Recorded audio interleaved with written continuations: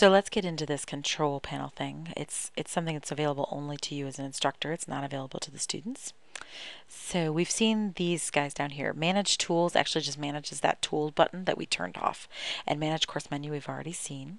So let's go to the top, the content areas. Now you can see in here are the content areas that I made. Documents, video tutorials. Sometimes you might see assignments and video tutorials, whatever. Then you have your instructor resources, your ebook, and your browser check. Browser check you don't really need because it's going to do the Java applets and stuff. Unless your computer frits out and goes, you don't have Java high enough level or whatever, then you can do the browser check. But otherwise, you don't need to bother, and you just certainly don't need the button turned on for most classes. Then the ebook is the same as the ebook you already saw, but the instructor resources, let's click on that. This is stuff that's available only to you as an instructor. So how do you get started with MyMathLab? Online exercise listings, instructor answers, that's the annotated instructor's edition of your book. Then your instructor solutions manual, all the solutions fully worked out. PowerPoint lectures for you to use.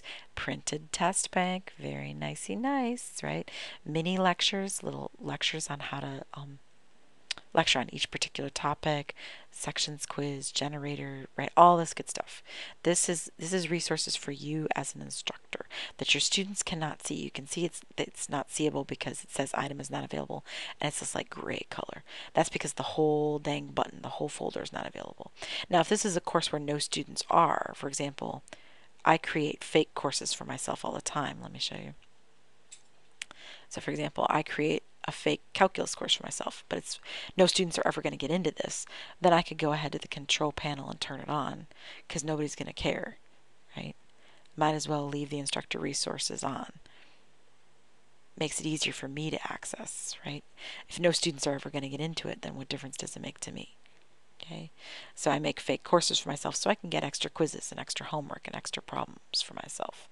But if you're in a class where actual students exist, then you're going to want to leave it off, right? So you don't want them to have access to all that information.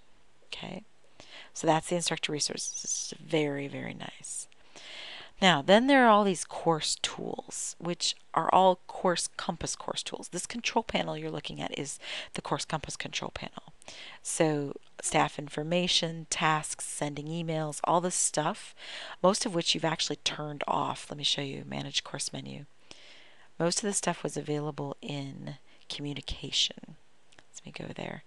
There are announcements. There's collaboration. Do you want to allow groups? I mean, if you have 100 students in this class, you're probably going to section them into groups. Do you want messaging? Actually, I do want messaging, so I'm turning that on. Do I want the roster available? Keep in mind, if you make it available, then your students can use the roster too. So I don't want my students to have a roster of all the students in the course, so I'm going to leave that off, that kind of thing.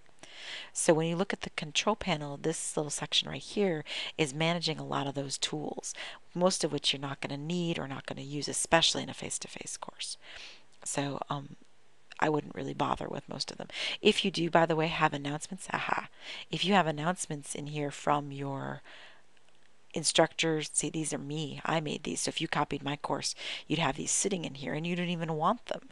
So how do you get rid of them? You could remove them. The publisher, when you first download a first course, sometimes the publisher will have 4 or 5 announcements. That's how you get rid of them. So you go to the control panel, you click on announcements, and you delete them out of there. You click remove and they go away. See, remove. Yep, I'm okay with you removing that. Gone. Done. All right, go back to control panel. Course calendar. I don't really bother with that, but it's a course calendar. If you want to add assignments and stuff that way, you can. Staff information, we already played with that. Tasks, if you want to add a task sheet. Sending email, that's a big one. I send email to all the students in my course regularly, so I use that one a lot. Discussion board, you already saw that. Most face-to-face classes won't bother with the discussion board. You'd only bother that in an online course. Collaboration, digital Dropbox, that's all for like turning in papers if you were teaching an English online class and stuff. Not something you're really going to use in a math class. Same with glossary manager, messages. Most of the stuff you're just not going to do. Create and remove course home. Well, hold on to that thought. Well, we're going to save that stuff for later. So we're going to need that for later. All right, I'll see you here next time for list modify users. That'll be the next section.